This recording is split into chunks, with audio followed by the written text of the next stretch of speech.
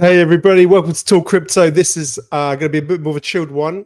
It's just going to be me tonight. So, but I have got a special guest, and it's somebody called Simba, and he's just come over to say hello. But I've just gone live early because I thought I was going to come and say hello, but he's disappeared. He might come back and jump on my lap. If you haven't guessed, Simba's my cat. So, and you might be able to hear it. Say hey, Simba. Simba, say hey. Hey, Simba. Guys, listen. Yeah, thanks so much for joining me again. I've got my coffee tonight, so grab a drink, whatever you're looking to do, beer, coffee, drink, and we're just gonna have a little chat about a few things we were chatting about last night on the show, which was really good actually. It was great having Will on the show. We had a good bit of banter, as we usually do, talking about some sort of crap crypto projects and some interesting headliners. And it got me thinking, really, with the CBDCs that we were sort of talking about. And I think there's a real sort of dystopian future that is potentially around the corner if we're not too careful. And with governments controlling centralized currencies, I think we've got to be very, very, very careful. Ultimately, the question is, do we have a choice in terms of the adoption? And I would argue that we do. And the choice is quite simple. It's getting on Bitcoin, and it's probably the best way to start positioning yourself for the future. So you've got an off-ramp option. Unfortunately, I think a lot of people aren't, going to discover it soon enough or early enough, and may, just get sort of, stuck with the centralized digital currencies. But ultimately, if you haven't seen it already, there's there's a great sort of parody video by Dominic Frisby, who hopefully is going to be coming on the show tomorrow night, if all goes to plan. And like all these sort of live shows, things come up lastminute.com, it doesn't always go to plan, but hopefully Dominic's going to be joining me, so I'm really excited about that.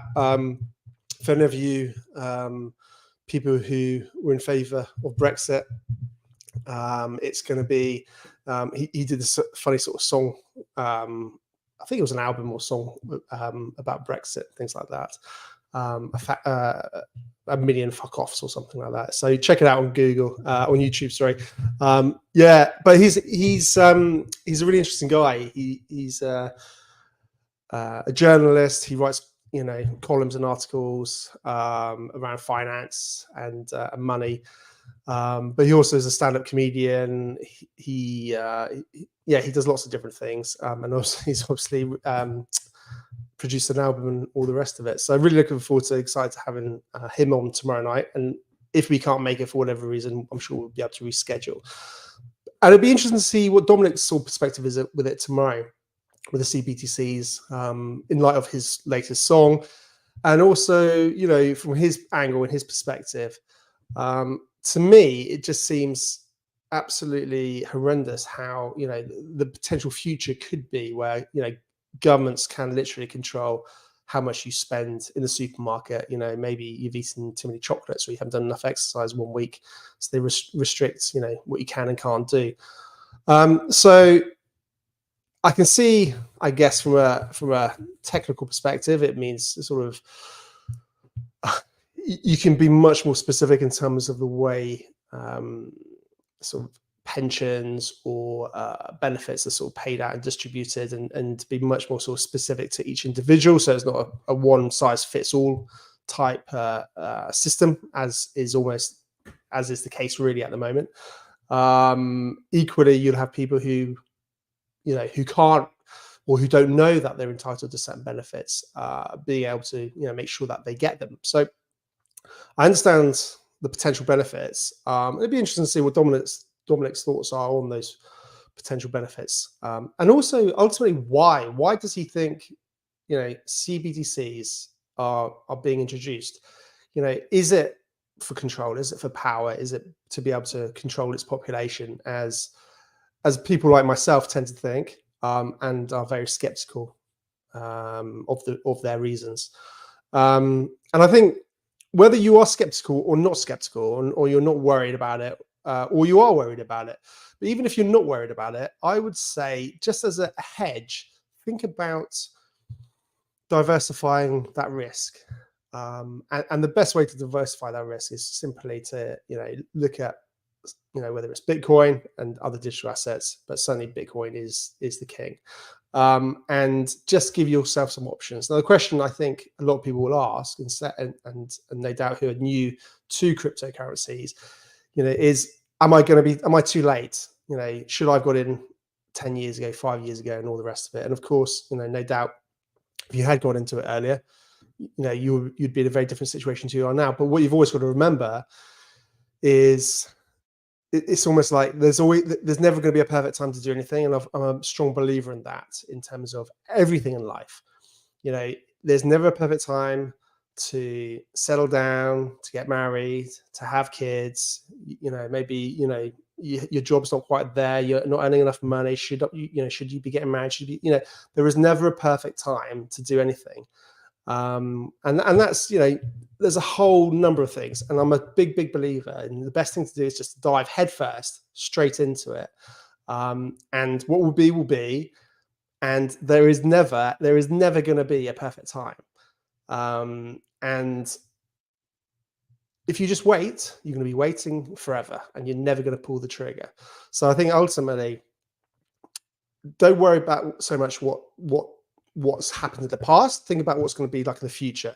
Think about, okay, do you want to be looking back in 10 years time, 5 years time, thinking, damn, Ben said I should have maybe thought about a bit of Bitcoin back in 2023, and it's now 2025, 2026, 2028, 2029, 30. Why didn't I? When I was sort of on the fence. I was maybe going, yeah, you know what? Maybe there's something in it, but I'm not quite ready. I'm not quite convinced. And then you look back and you just kick yourself. Don't be that person who looks back and has regrets. Again, I'm a big believer in never ever having regrets. Life is a journey, and the path is never a straight line. So you've always got to be prepared to pivot. But ultimately, if you fall flat in your face, get up and move forward, because, when you do fall flat in your face, you are actually moving forward, because when you do get up, you have to move forward. That's actually the process of falling flat in your face. And it's better to fail than never to try at all. So the big thing is, just think about, okay, whether you believe in the risks of CBDCs or not, irrelevant. The monetary system is being inflated away. The monetary system is a dying system, and Bitcoin, with a finite supply of 21 million, is not going anywhere. The amount of adoption that is building, and I'm not talking about Joe Public at all, but Joe Public will be watching this video. But if you are a regular guy, girl like me, then just be aware there is a huge amount of adoption that is literally building like a massive wave. And I've said this before, and I'll say it again. And it's right out there in the horizon, and you probably can't see the wave yet, but it's getting closer and closer.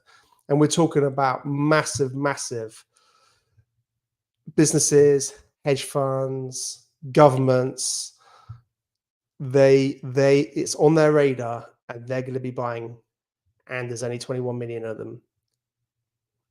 And there's going to be a huge shortage, and the demand is going to go through the roof. So just think about that. Seriously, it's really important. Now, just as a little bit of looking at some of the headlines, this isn't our normal show. So the normal show is obviously a bit of banter, a bit of fun, a bit of bouncing off each other. Myself, Will, and the odd other guest. So, but I just want to pick up on a potential story, which again, it just really illustrates the adoption that's happening, which a lot of you may not be aware of. So let me just share this story. Here we go.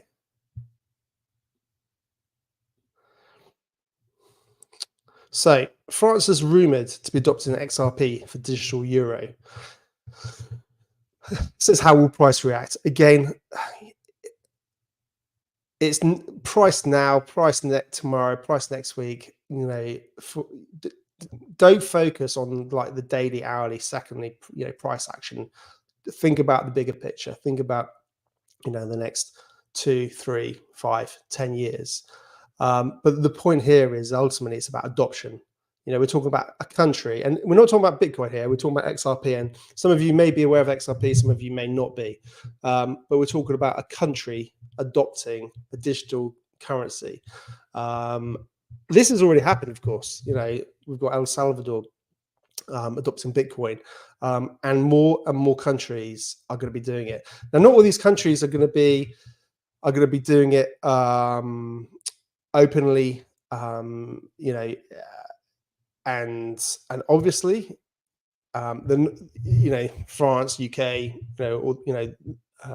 Western countries are going to be doing things in the background, and they're not going to give us a heads up saying we're thinking about adopting Bitcoin, we're thinking about putting this on our, in our reserves. We're thinking about doing this. They're going to be, if they make a decision, they'll be doing it without telling us, and then once it's done, then they'll say we've done this. So they're not going to let the markets, have a head start and front run them, if that makes sense.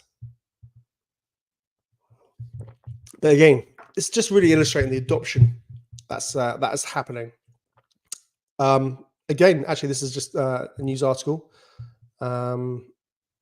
which is sort of what I was talking about earlier. Let's have a look at it. So, is it too late to buy Bitcoin? Well, you know what my answer is. No. That's quite simply. You see these articles sort of appearing quite a lot, and again, this article I read it earlier, and it really doesn't really go into a huge amount of detail. They're talking about more short-term price movements and action and things like that. And again, zoom out, just focus on, like you would, if you were to put money in an ISA or an investment or a pension, you're not going to be thinking about price action every sort of 2 seconds. But just be aware of the Bitcoin cycles every 4 years. And we've obviously got the halving coming up March, April next year, depends exactly when it happens. Yeah, I mean, ultimately, you're not too late. Don't be that person, like I said, that looks back in 2, 3, 5, 10 years and wishes they'd actually pulled the trigger. Again, it took me, I first came across Bitcoin in 2012. Then again in 2017, almost bought some. But it wasn't until 2020 I actually pulled the trigger.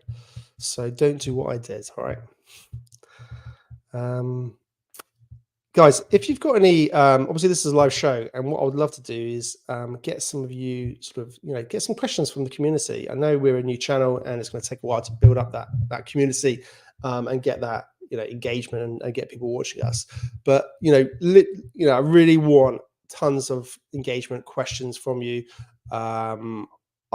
We could potentially set up live as we're doing it a green room, so we could potentially let you in as and when we're filming, just on the just to come in and ask a question and then go again.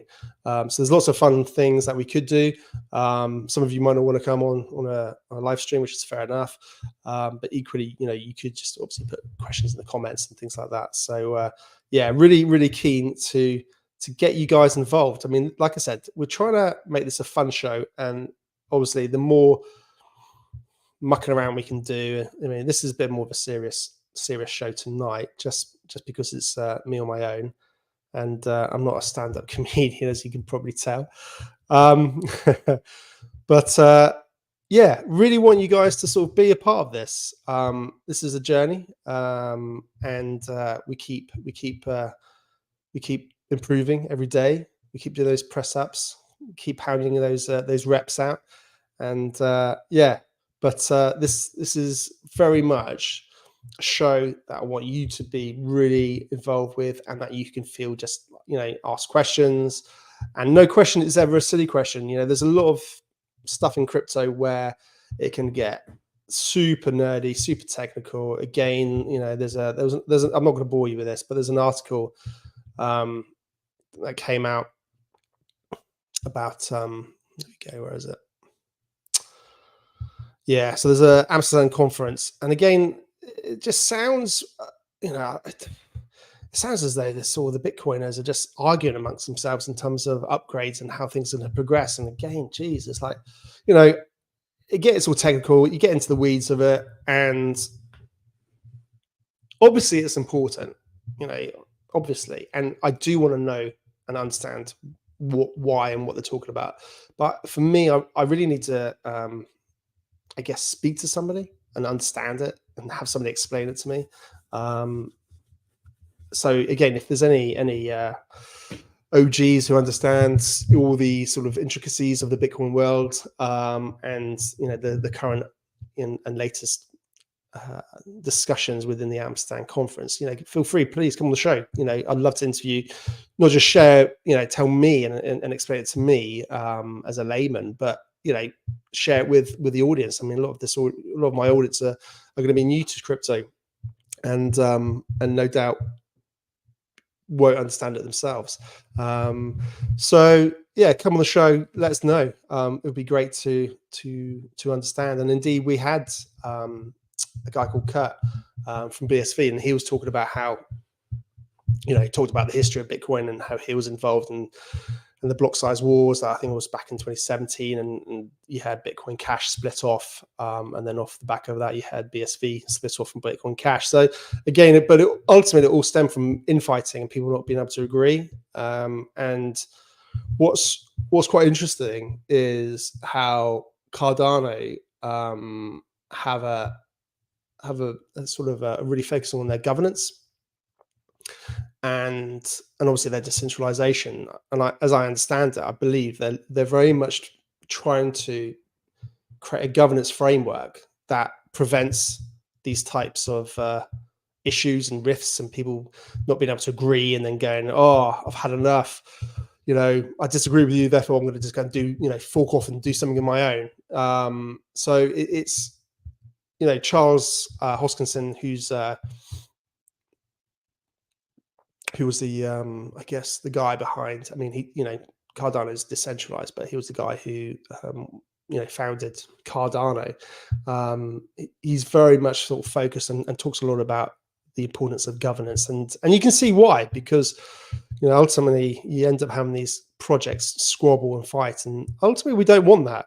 Ultimately, we want the whole ecosystem to grow and move forward and help change the world. We do want that. We want that positivity. We want that change, and it's coming. And that's what's so exciting about this time. We are living in an incredible time in history with these technological changes, but there is a huge responsibility as well. And I guess that's also why there is these huge arguments and bust ups, because people ultimately, people are people, and people have different views and different opinions, and different motivations. Whether it's belief systems or financial or whatever it is. So that's the challenge. Is it's people, but hopefully we can get past people and create great codes with great governance and systems that ensure longevity, and help make a difference. So yeah, it's interesting. Yeah, very interesting. So yeah, love it. Love to hear.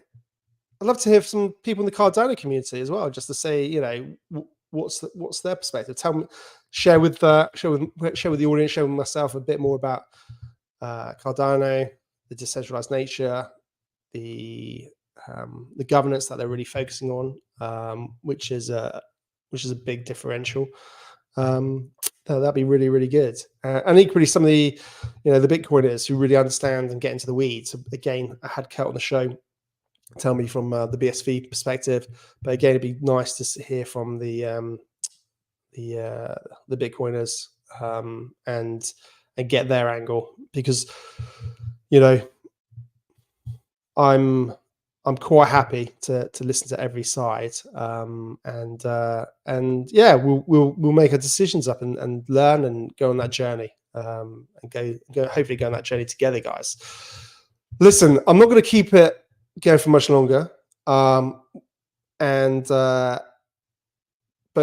after the live stream, again, please put comments in, put some questions in, maybe for next live stream, or indeed if you see it, this show, tune in again for the next live stream, Monday to Friday, 7:30 UTC, 8:30 UK time PM.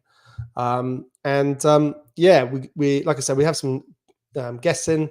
Will's a regular. We've got Jeremy every Tuesday, and then there'll be the occasional just one-on-one with myself. Yeah, really, really excited. But yeah, let's grow this channel together. This is going to be a channel with a little bit of a difference. So all your support would be massively appreciated. Give us a like, give us a subscribe. It doesn't cost anything, but it really helps this channel out. And if you can share it to your friends or your parents who you want to help sort of, I guess, educate, again, just share it, whack it on a WhatsApp, and away you go. So listen, guys, thanks so much for hanging out with me. I'm going to finish my coffee. The cat's disappeared, so I'm going to go find the cat, and I'll catch up with you tomorrow.